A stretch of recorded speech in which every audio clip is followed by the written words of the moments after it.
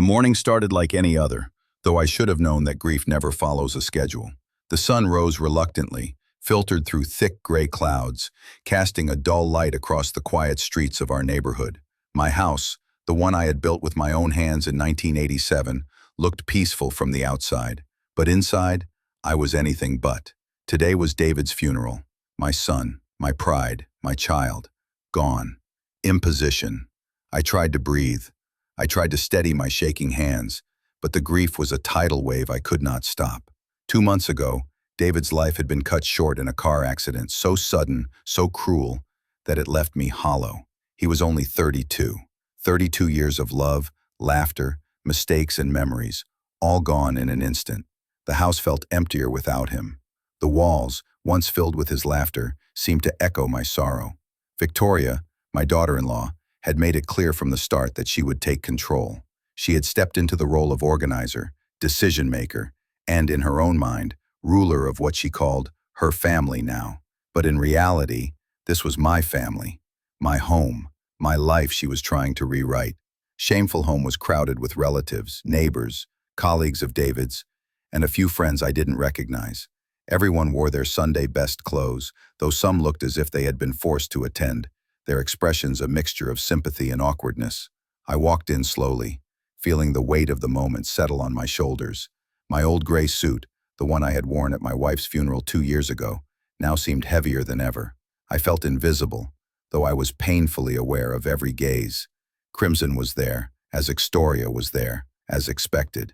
She had chosen a black dress, expensive, perfectly tailored, and she carried herself with an air of authority that made me feel like a child in a room full of adults.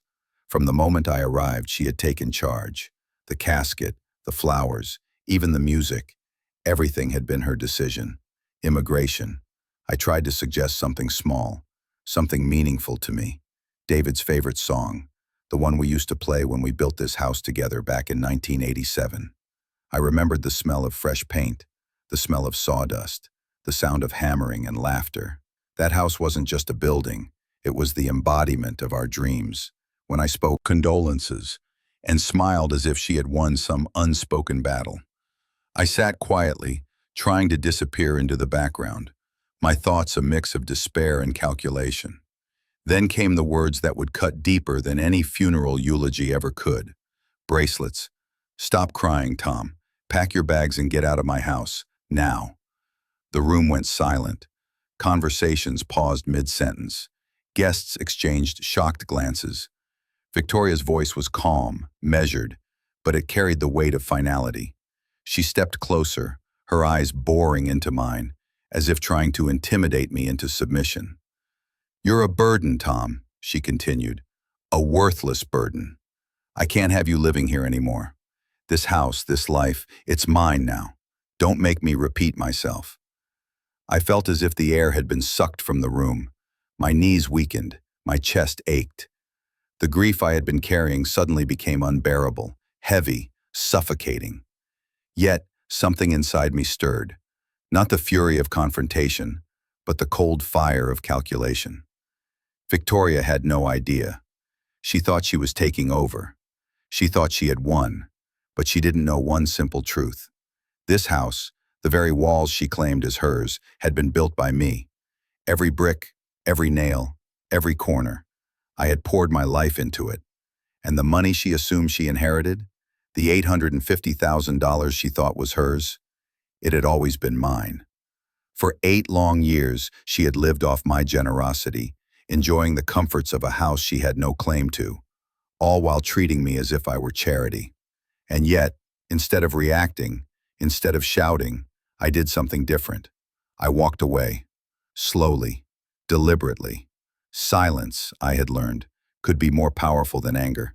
It could be sharper than a knife, more devastating than confrontation. I left the room, leaving Victoria to bask in the illusion of her victory. Outside, the wind whispered through the trees. The sky threatened rain, gray and heavy, much like my heart. I wandered into the garden, where David and I had spent countless summer afternoons planting flowers, discussing life, and laughing about the future. The garden felt sacred now, a private space where grief and memory could coexist without interference, where they belonged. She believed she had inherited everything. She believed she had power. Embraces, I knew, were dangerous. They could destroy people. And in 3 days, Victoria would discover just how costly hers had been. For now, though, I let her enjoy the illusion of control. I let her think she had won. Because sometimes the most potent victories are the quiet ones, the ones that come after the world has turned its back. I remained seated in the garden long after the guests had left, letting the reality of grief wash over me. Yet, within that grief, a plan began to form. Not one fueled by anger or spite, but by logic, patience, and the certainty that truth always reveals itself, no matter how long it takes. Victoria might have thought she had taken everything. She might have thought that grief had made me weak, but she had underestimated me, and she would pay the price for that mistake. Not immediately, but inevitably. Grief has a way of clouding judgment. In the weeks after David's accident, I had been wandering through life in a fog, half awake, half numb. I had been holding on to memories of him, our conversations, our jokes, the way he would sneak into the kitchen late at night just to get another slice of pie. But amidst this fog there were signs, small, almost imperceptible, but now, looking back, painfully obvious. I had chosen to ignore them, believing that family would mean love, compassion, and mutual respect. I was wrong. From the moment David passed, Victoria had assumed control. It started subtly. She immediately contacted the funeral home, bypassing me entirely. "Tom, don't worry about the arrangements," she said on the phone the day after the accident. "I'll handle everything." Her tone was kind, almost comforting, but underneath was an unmistakable edge of command. I had hesitated, thinking perhaps she was simply trying to help.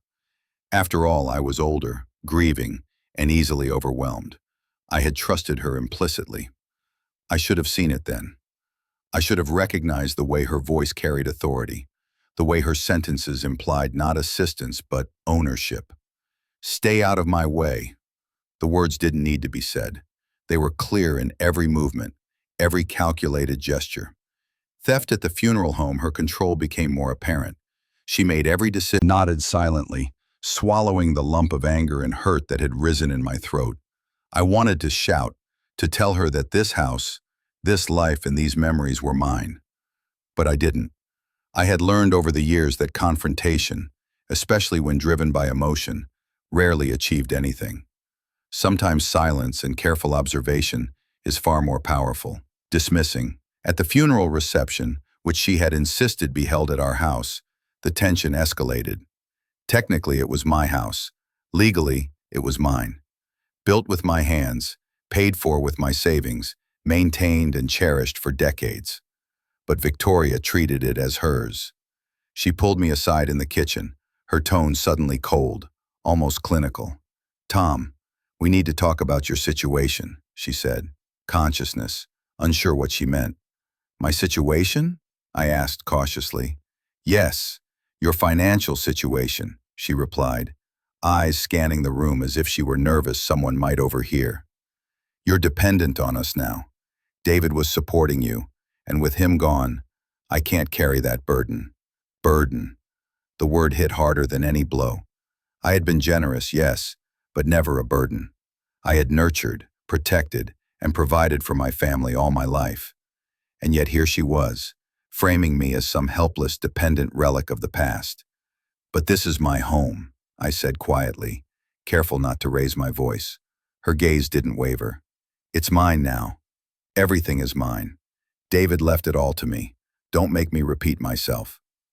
Breathing slowly, allowing her to interpret my response as defeat. She assumed she had won, that her authority was unchallenged. What she didn't know, and could never guess, was that I was calculating, observing, and remembering. Victoria had underestimated me.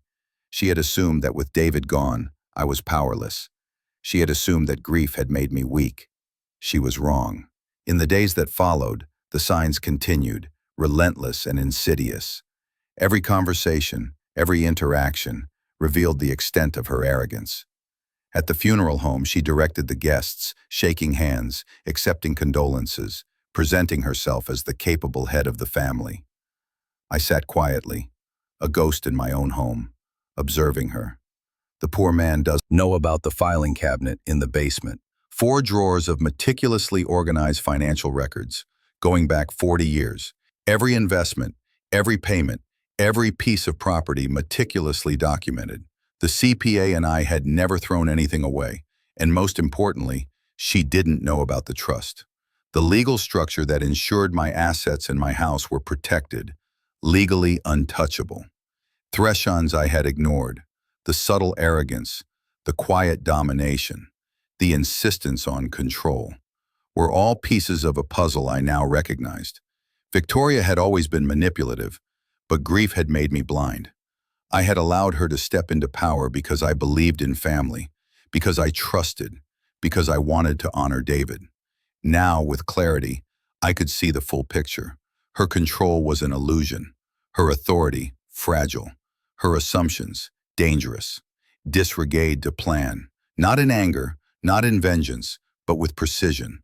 I would let her believe she was in charge, that she had won, but the truth would reveal itself, slowly, quietly, inevitably. And observation became my tools. I listened to her conversations with guests, neighbors, even strangers. I noted how she interpreted sympathy, how she demanded respect, how she manipulated appearances. Each interaction provided information, a clue to her weaknesses. Victoria believed that the world was hers, that David's death had left me powerless, that my silence was submission. She had no idea that silence can be strategic, that patience can be a weapon, and that assumptions, her most dangerous flaw, could be fatal. I spent long hours in the house, wandering from room to room, reflecting on memories with David, analyzing each action Victoria had taken, and planning each move carefully. I remembered building this house with him, every corner imbued with love and hard work. I remembered the trust I had established decades ago, the foresight that would now protect everything from her grasp. By the third day after the funeral, it became clear that Victoria's confidence was absolute. She was certain she had taken everything. She was certain I was defeated. But little did she know, the foundation of my quiet resistance had already been laid. The signs I had ignored were now crystal clear. Victoria had underestimated me, underestimated the power of patience. Quiet days. I had mapped the battlefield. I understood her strategies, her weaknesses, her blind spots. And in the shadows of grief, I had begun to plan my own moves. Not with anger, not with rash decisions, but with precision, patience, and an unwavering sense of justice. Believed she had claimed victory. She believed she had rewritten the story. She had no idea that I had already begun to reclaim everything she thought she had taken. Grief had blinded me, yes, but now clarity had returned. And with it came a determination that no arrogance, no manipulation, and no false assumption could ever destroy. There are certain places in a house that hold more than dust and old paper. The basement, in our case, smelled of cedar and the faint sweetness of the paints we used when we first moved in. It held tools, a workbench with a half-finished birdhouse, boxes of Christmas ornaments, and, tucked neatly against the far wall, a metal filing cabinet that had been there longer than either of us. David and I had joked that it was our memory vault. We never imagined that the vault would become a fortress. For weeks after the funeral, while Victoria staged her public takeover, that cabinet hummed in the back of my mind like a clock counting down to something. I knew what was inside. Receipts from the day the foundation was poured, canceled checks, contracts, deeds, insurance policies, and the kind of bureaucratic minutia most people throw away. David and I had never thrown anything away. The CPA used to laugh at us. "You two are pathological," he'd say, "but organized." On the third night after the funeral, I could no longer bear the pretense of weakness. I went down to the basement after everyone had gone to bed. The house was quiet in a way that felt invasive. Every creak loud, every sigh of the pipes like a whisper. I turned on the single bulb over the workbench and sat in the cold concrete stillness, feeling the history of my life like a presence beside me. The first drawer yielded decades, mortgage statements from the late '80s crossed with the original deed, a yellowing envelope from the county recorder, a copy of the home's title showing my name, and the date, 1987, stitched in ink and embossed seal. I could almost hear the sound of the hammer again. In this trust could not be touched or distributed except according to its explicit instructions. I sat with the papers in my lap for a long time, letting the truth settle in me like a weight that was equal parts relief and sorrow. Relief because the legal scaffolding I'd put in place years ago, out of prudence, not mistrust, was real and enforceable. Sorrow because it was absurd that it had to be wielded as a weapon against my own daughter-in-law, someone I had once tried to welcome. Part of me wanted to march back upstairs, find Victoria, and shove the documents under her nose, to watch the color drain from her face when she realized how wrong she'd been. But the other part, the older part that had learned how to survive by waiting, told me to breathe. Reveal too soon and you lose leverage. Reveal smartly and the truth speaks for itself. Unresolved and scribbled on the back of an old receipt like a man dusting off tools in order to fix a broken machine. First, call the CPA. Second, speak to our attorney. Third, quietly gather any additional documentation that might be needed. Fourth, do nothing publicly. Let her assume she had the stage. Let her play her character. Harold Jenkins answered on the second ring. He was in his 60s, with a voice like a pipe organ, and the patience of a man who dealt with eccentric clients for 30 years. He listened as I laid out the facts, my voice steady because it had to be, not because it felt steady. You did the right thing keeping everything, he said finally, after a long silence in which I imagined him flipping through papers in his office. Tom, these trust documents are ironclad. If the house was placed into the trust, or if title is in your name with the trust as the instrument, then Victoria has no right to claim ownership unless there was a legal conveyance, something recorded at the county recorder's office. Did she provide any documentation to show a transfer? Provided nothing, I said. She's been assuming. She told guests David left it all to her. The illumination don't hold up in court, Harold said bluntly. But don't make the mistake of going in guns blazing. The first step is to secure everything. We'll need certified copies of the trust and the deed, and we should send a formal notice to Victoria to stop any unilateral. Within half an hour, walked out with certified copies of records, proving what the filing cabinet had already told me. Title records, tax assessments, the full chain of ownership. My name was there, steady, as if no one could efface it. He started home. I sat across the kitchen table from Harold and our attorney, a woman named Claire Donovan, who arrived with the kind of purposeful stride I'd seen only in people who handle crises for a living. She was calm and efficient, and her sharp eyes missed nothing. We went through the documents, clause by clause, discussing legal maneuvers like two men planning a careful repair. Measure, cut, fit, secure. She recommended sending a cease and desist letter notifying Victoria that any attempt to claim title or sell property was a legal violation. We would politely, but firmly, assert my rights. Timing matters, Claire said. You don't want to provoke her into a rash move, but you also can't let her believe she has carte blanche. We'll send the letter, include the trust documents, and make it clear we'll seek court action if necessary.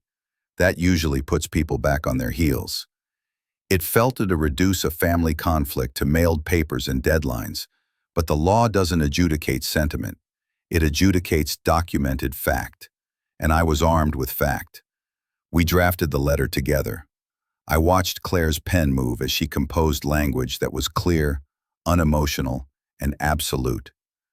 This letter is to give formal notice that the property located at address, title held by Thomas Mitchell, is not subject to any transfer to Victoria, last name, without the express consent of the grantor, as set forth in the Mitchell Family Trust. The letter read like an incantation of certainty. I signed it, my hand steady now, my resolve gathered. Before we sent it, Harold advised something else that surprised me. Gather witness statements. Neighbors, friends, anyone who could corroborate the history of the house, the way things had been managed, and David's role. People like narratives, he explained.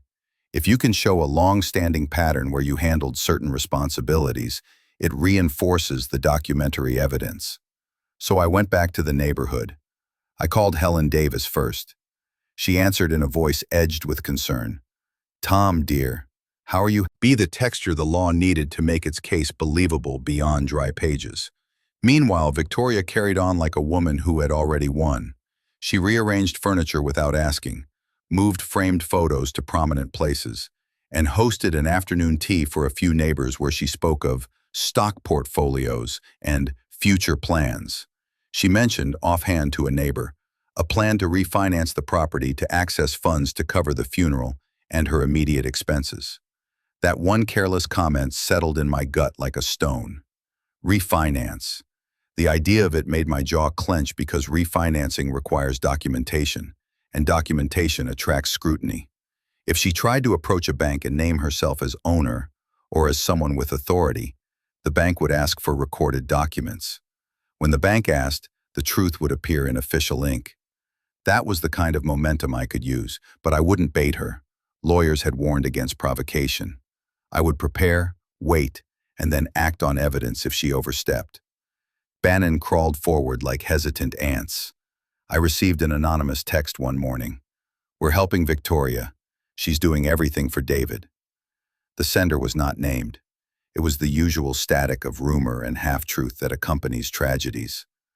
I deleted it and focused on the more reliable currents, the signed witness statements, copies of recorded documents, and the legal letter ready to be sent. When the cease and desist went out, I felt a strange mixture of ruthlessness and relief. I had never wanted to fight. I had wanted peace. But there is a difference between peace and surrender. The letter was delivered by certified mail. I watched the delivery confirmation pop up on my phone and felt like a man who had lit a small match in a dark room. Pemshin. His reaction, when it came, was immediate and theatrical. She called Helen first, then several others. Her voice on those calls was sharp and incredulous. "He did what? He's threatening me? I'll show him." I listened to her voice through the grapevine and felt that cold, human thing again. How quickly people can step into roles when someone gives them a script. The first direct exchange between us happened in the kitchen, the same kitchen where she had told me I was a burden. She stormed in, cheeks flushed, hair slightly disheveled as if she restraint carries weight. "This isn't about daring or daring not. This is about what's real. You don't own this house." Simmons around, fingers clenched as if she might reach for something to fling. "You built a house, old man. You fixed it up, but you don't own our lives, and you certainly don't own our grief." The pronouns, our, hers, were weapons in her mouth. I never asked to own anyone's grief. I only ask that people not take what is not theirs. She stepped so close that I could see the tiny flecks of makeup near her eyes. "You think the law will protect you? Maybe, Tom, but look at us. People believe me. They think I'm doing the right thing for David's legacy." People believe narratives, yes, but narratives unravel when faced with paper and witness. I tried to imagine her panic if the bank busted in on a refinance application and found nothing to substantiate her claim. Maybe she would simmer down then. Maybe she would lash out. People do both. Afterwards, there was a period of tense silence. Victoria stopped hosting teas.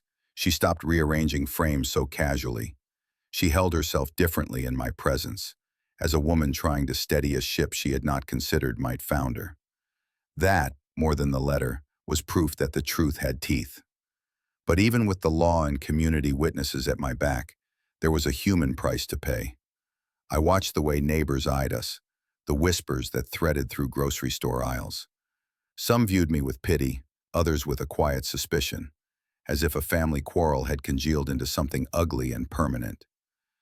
Grief had already hollowed our house. The dispute hollowed out some of the gentleness that had lingered in our neighborhood.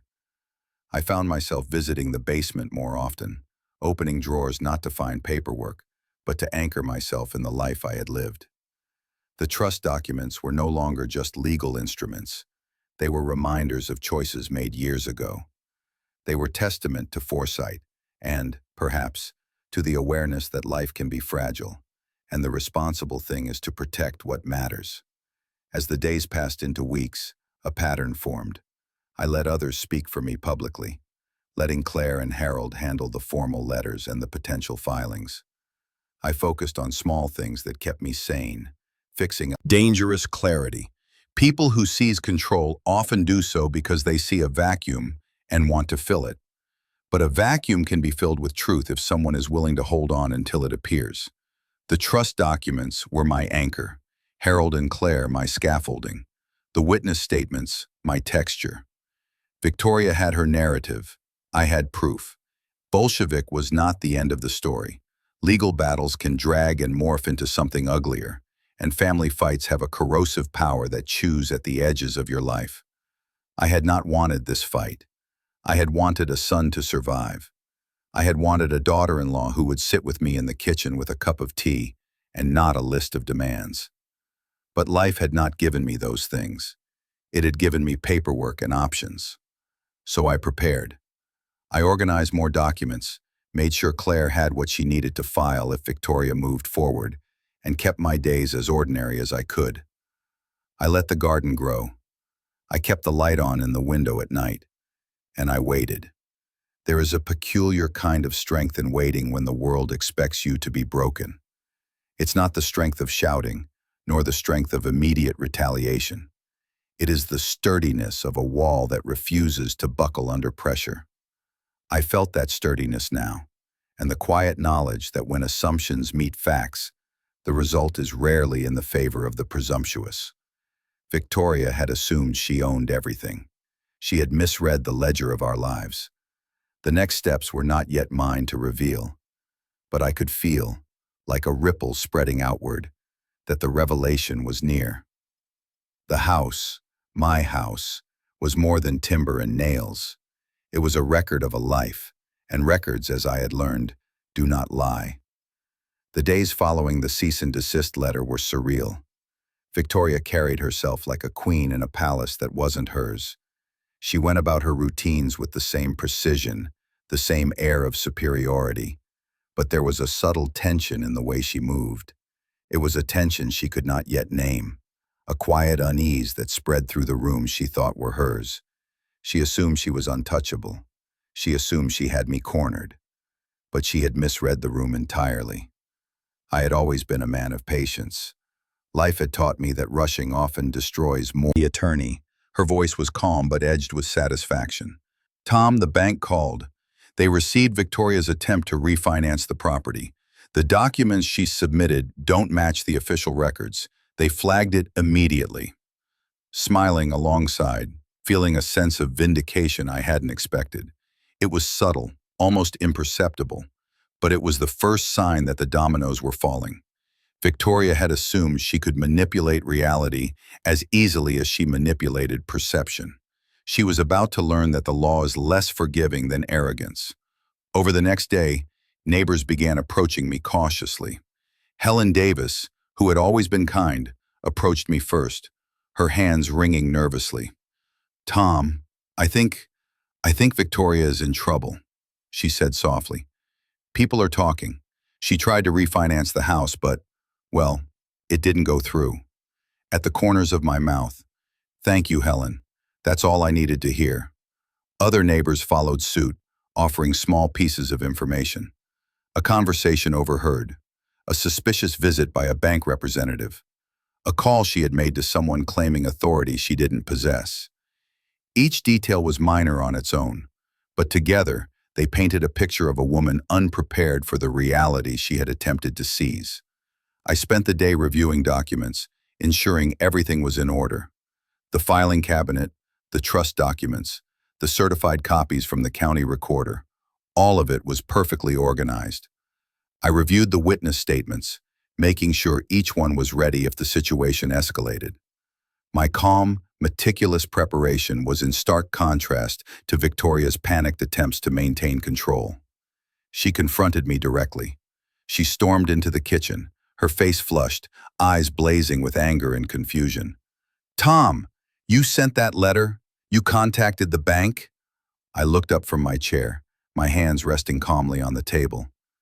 "I did what was necessary to protect my property and my assets," I said evenly. "You can't do this. This is David's legacy. You're taking everything from me." My head slowly, letting her words wash over me. "Victoria, this house was built by me. The trust was established long before David passed. Everything you think you've inherited, it's not yours." And assumptions to crumble. Misled whispered, some cautiously, some openly. She had projected control and confidence, but the reality was undeniable. She had misread everything. The house, the assets, the power. They were not hers to claim, and everyone around her could see it. In the quiet moments, I reflected on the power of patience. I hadn't shouted. I hadn't lashed out. I hadn't sought revenge in the traditional sense. I had simply allowed the truth to manifest itself through careful preparation and the natural consequences of assumptions. There was a certain elegance in it, a quiet justice that needed no spectacle. Victoria's unraveling continued over the next few days. She attempted to rearrange the furniture, to assert dominance, to maintain appearances. But every move was met with legal documentation, witness statements, and the unyielding fact that the house was not hers. Her frustration became palpable, and it was clear that the illusion of control she had maintained was slipping away. One afternoon she confronted me again, her voice trembling with a mixture of anger and desperation. "Tom, please, we can work this out. I don't want this to become a legal battle." I met her gaze, steady and unflinching. "Victoria, this isn't a battle I wanted. It's a reality you chose to ignore. The documents, the trust, the witness statements, they are all facts. You assumed power without verifying anything. That is your mistake." Her shoulders slumped, and for a moment I saw the weight of her arrogance and miscalculation pressing down on her.